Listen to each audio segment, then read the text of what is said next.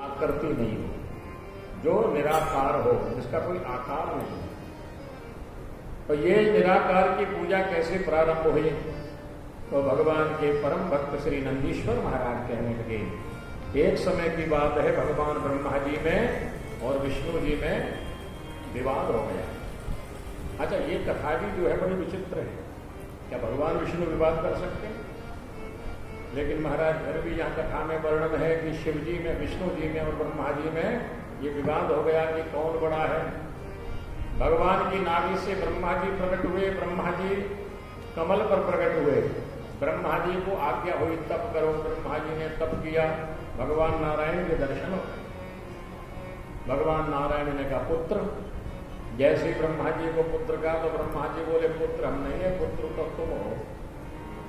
भगवान नारायण के ने तो हमसे प्रकट हुए हो।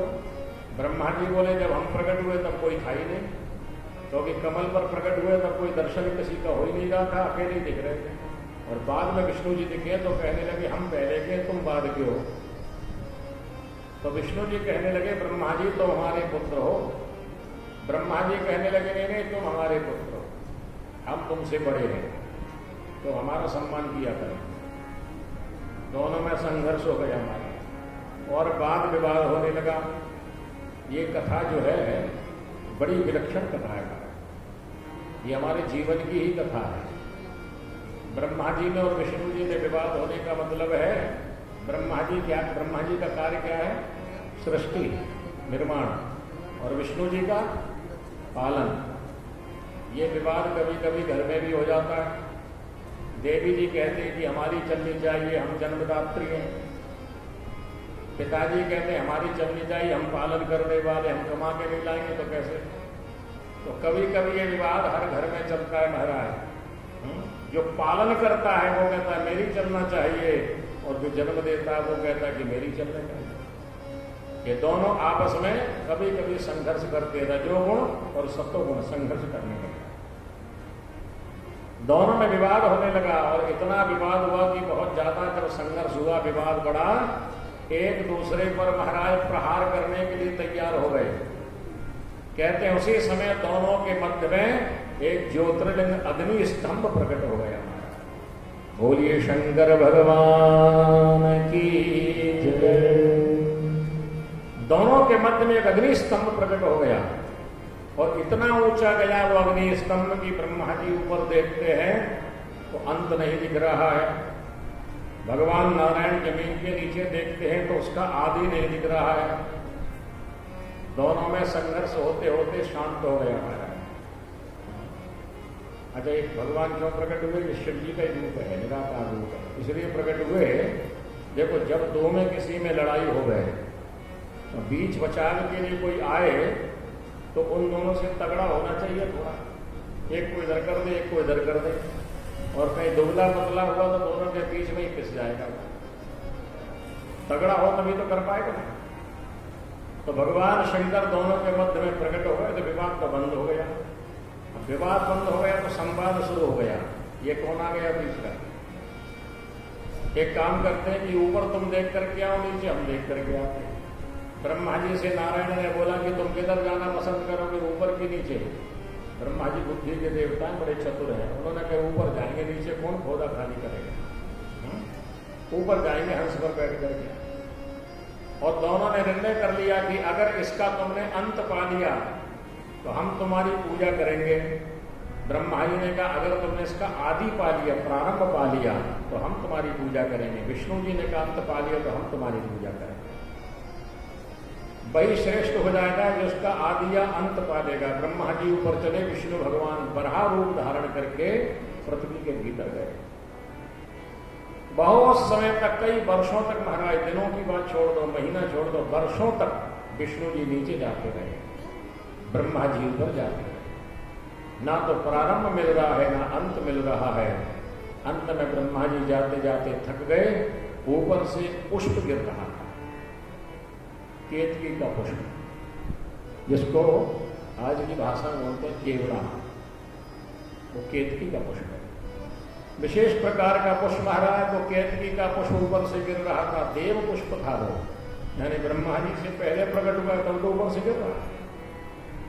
ब्रह्मा जी महाराज देव पुष्प को रोक दिया, पूजा कहाँ से आ रहे हैं, वो ऊपर से गिर रहे हैं। अच्छा, ये ज्योतिर्लिंग जो ऊपर गया है, ये तुम तो इसके ऊपर से ही गिर रहे हो। बोले नहीं, ऊपर से नहीं, हम तो बीच में से ही गिर रहे हैं, इसका तो आखिरी तो पता ही नहीं हमको। ब्रह्मा जी ने मन में सोचा कि जितनी गति से हम ऊपर आ रहे हैं उससे ज्यादा गति से नीचे गिर रहा होगा। जब इसको अंत नहीं मिला तो कितना ऊपर जाएंगे पता नहीं, होगा भी कि नहीं होगा। तो पुष्प से कहने लगे हम तुमको सर्व पूजनीय बना देंगे, नीचे चल करके झूठी गवाही दे देना कि हमने इसका अंत देखा है।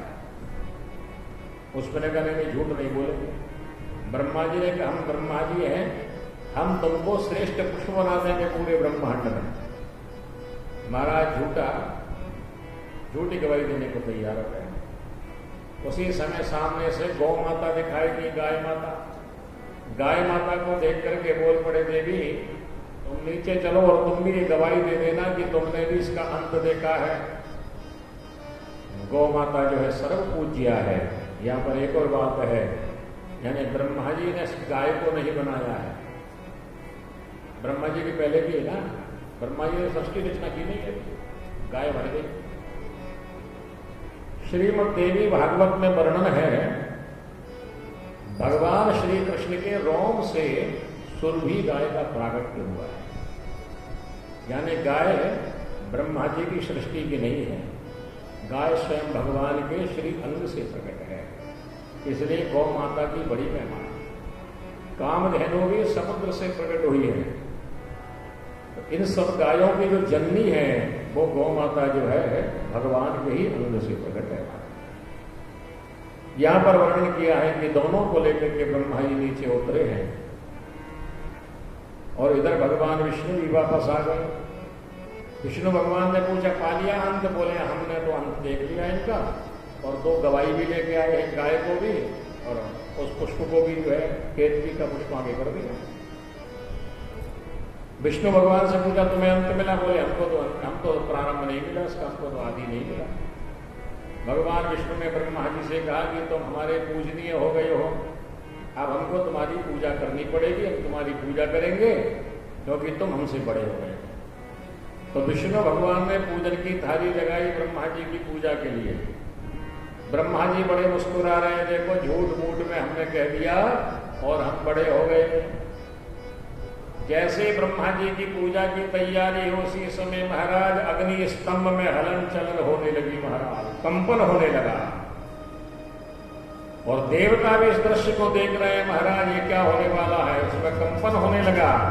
उसी समय भगवान ब्रह्मा विष्णु ने देखा, उसी स्तंभ के बीच से भगवान शंकर का प्राकट्य हो गया। बोल शंकर भगवान की जय। भगवान शंकर ने उसी समय त्रिशूल से लेकर के भैरव प्रकट हुए, भैरव को आज्ञा दे दी। भैरव ने ब्रह्मा जी का एक सर काट दिया। ब्रह्मा जी के 5 मुख थे पहले महाराज, लेकिन एक मुख ब्रह्मा जी का काट दिया। विष्णु भगवान प्रार्थना करने लगे महादेव से, हे जगन्नाथ, हे विश्वनाथ, क्षमा करो, क्षमा कर दो इन ब्रह्मा जी को। जिस मुख से इन्होंने सत्य भाषण किया था वो मुख तो कट गया है, अब इनका वध मत करो। भगवान शंकर कहने लगे ब्रह्मा जी तुमने असत्य भाषण किया, तुमने झूठ बोला। और झूठ किस लिए बोला? कि तुम्हारी पूजा हो जाए, तुम्हारे मंदिर बन जाए, जगत में तुम पूजित हो जाओ। भगवान शंकर ने श्राप दिया कि हम तुम्हें श्राप देते हैं कि तुम्हारे मंदिर इस पृथ्वी पर नहीं बनेंगे, तुम्हारी पूजा नहीं होगी, तुम्हारे अवतार नहीं होंगे, तुम जगत में पूजित नहीं होगे। और भगवान नारायण को देख करके कहा, नारायण तुमने सत्य का भाषण किया है, इसलिए आज से तुम सत्य नारायण के रूप में जाने जाओगे। बोलिए सत्य नारायण भगवान की जय। तुम्हारा नाम ही सत्य पड़ जाएगा, तुम सत्य के पर्याय हो जाओगे। जब जब पृथ्वी पर भार बढ़ेगा तब तो अवतार धारण करके जगत का कल्याण करने के लिए जाओगे। तुम्हारे मंदिर बनेंगे, तुम्हारे अवतारों की पूजा होगी, तुम्हारी पूजा होगी। लेकिन ब्रह्मा जी ने जो पूजने के लिए किया था, इसलिए किसी कवि ने कहा है कि प्रभुताई को सब मरे, प्रभुताही को सब मरे, पर प्रभु को मरे न कोई। जो रही में मंदिर नहीं है बात, केवल एक पुष्कर जी में मंदिर है ब्रह्मा जी का, बाकी ब्रह्मा जी के मंदिर नहीं है। विष्णु भगवान के, नारायण के, राम जी के, कृष्ण जी के अवतारों के मंदिर है। लेकिन तुमने ये असत्य भाषण क्यों किया? तुम्हारा सारा अंग पवित्र रहेगा, तुम्हारा सारा शरीर पवित्र रहेगा, लेकिन तुम्हारा मुख अपवित्र हो जाएगा क्योंकि तुमने असत्य भाषण किया है।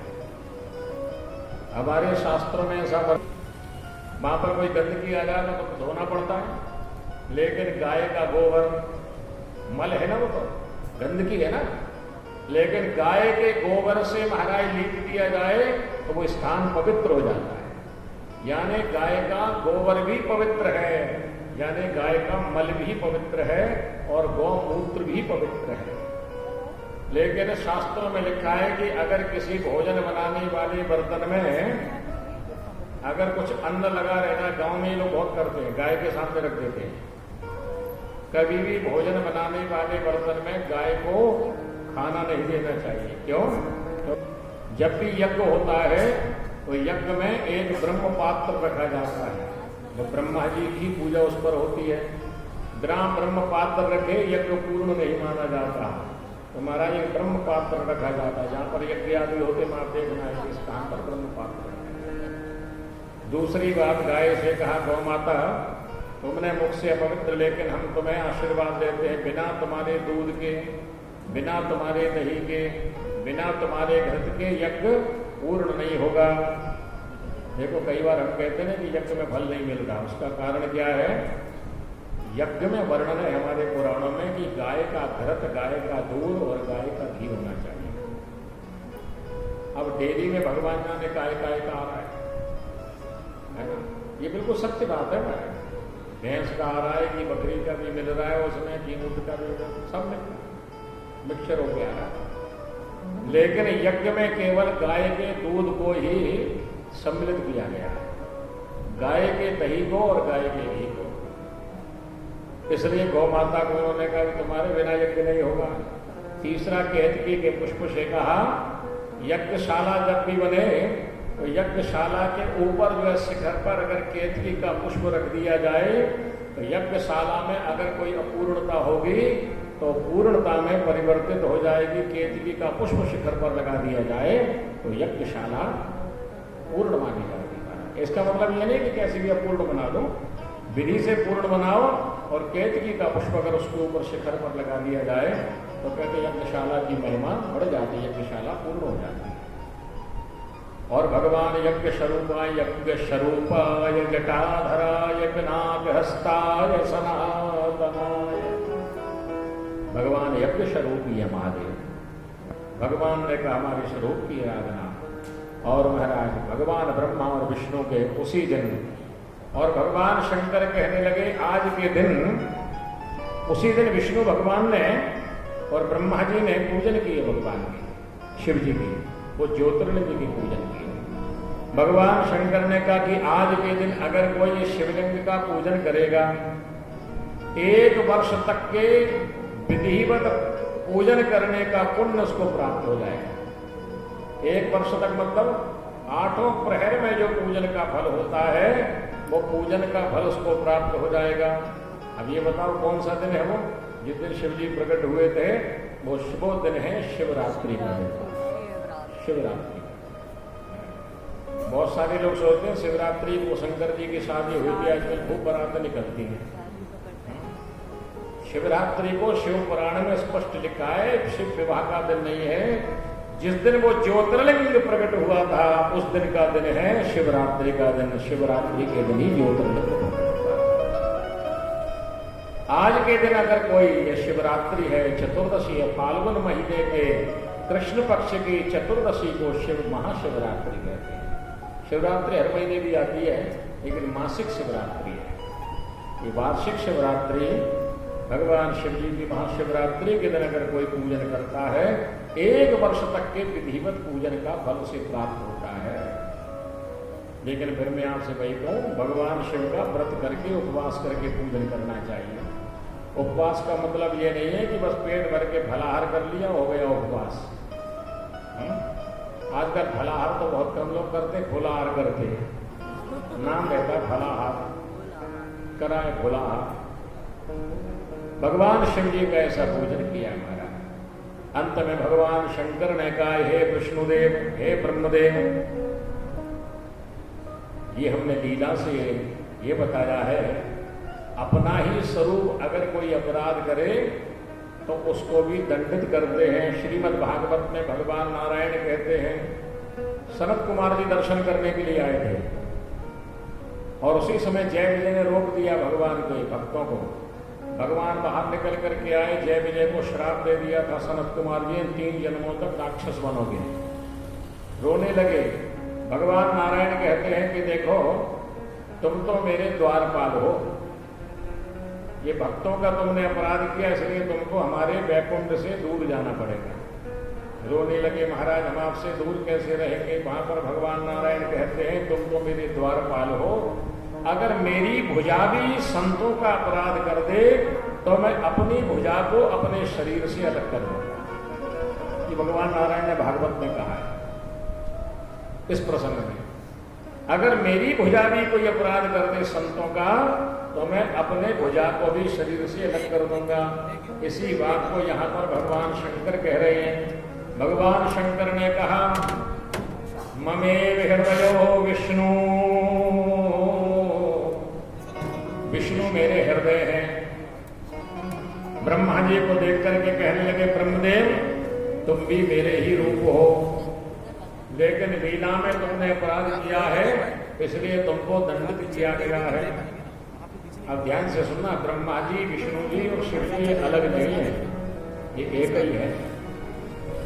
अभी थोड़ी देर में उस आरती कर रहे हैं 5 मिनट में। उस आरती में जितनी लाइनें आती हैं वो ब्रह्मा जी की, विष्णु जी की और शिव जी की है। एकानन, एक आनंद, आनंद मतलब मुख, चतुरानन, चतुरानन मतलब 4 मुख, पंचानन मतलब 5 मुख। किसकी आरती है ये? शंकर जी की है, तीनों की है। एकानन, चतुरानन, पंचानन राजे। और आगे क्या है? हंसासन, हंस पर कौन बैठते हैं? शंकर जी, ब्रह्मा जी बैठते हैं। हंसासन, गरुड़ासन, गरुड़ पर विष्णु जी, वृषभाहन साजे,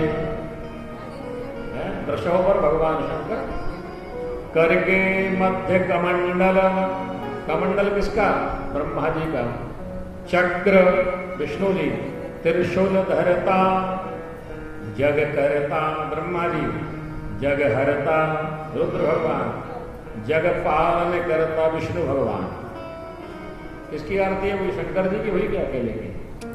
तीनों की आरती है। अच्छा, आखिरी की लाइन बड़ी प्यारी है, गा लीजिए। ब्रह्मा विष्णु सदा शिव जानत अविवेका,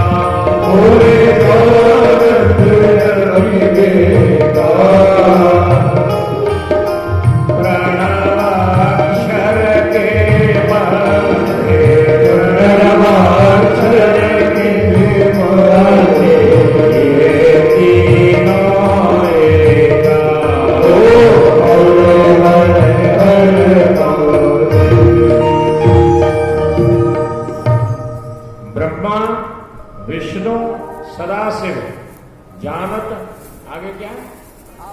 भूल गया मैं, जोर से बोलो। अविवेका, अविवेका का मतलब समझते हैं? जिसमें विवेक नहीं हो, जिसमें विवेक नहीं हो, जो अविवेकी हो। क्या समझेगा वो? ब्रह्मा विष्णु सदाशिव जानत अविवेका, इन तीनों को जो अलग मानता है वो अविवेकी है, उसमें विवेक नहीं है। क्यों? बोले प्रणव अक्षर के मध्य ये तीनों एका, ये तीनों एक ही है, अलग नहीं है। अब ब्रह्मा जी छोटे हुए क्या? अरे अपने ही फोटो कोई बहुत सुंदर आ जाता है, कोई मध्यम आ जाता है, दूसरा ऊ, तीसरा मां और चौथा वो चंद्र और उसके ऊपर बिंदु। ये 5 चीजें हैं। ये 5 चीजों को मिला करके जो है महाराज प्रणव अक्षर बना है। ये प्रणव अक्षर भगवान शंकर से प्रकट हुआ है। भगवान शिव के कितने मुख हैं? 5 हैं, 55 हैं। तो एक एक मुख से एक एक प्रकट हुआ है। आ, ओ, मा, नाम और बिंदु। अब इनकी महिमा को वर्णन किया है महाराज प्रणव की। प्रणव की बहुत बड़ी महिमा है, इसलिए जितने भी मंत्र हैं उन सब मंत्र के आगे प्रणव चलता है। हमारा प्रणव अक्षर जरूर लगता है। विज्ञान के सबसे बड़े केंद्र ने अपने ध्वनि वाले यंत्रों को लगा करके श्रवण किया है कि इस पूरे ब्रह्मांड में कोई नाद गूंज रहा है। आप लोगों को ज्ञात होगा वो नाद और कुछ नहीं, केवल ओम का नाद गूंज रहा है। ओम ओम। आप कभी एकांत में बैठ करके स्वयं ओम का उच्चारण करें। एक तो होता है ओम और एक होता है ओम।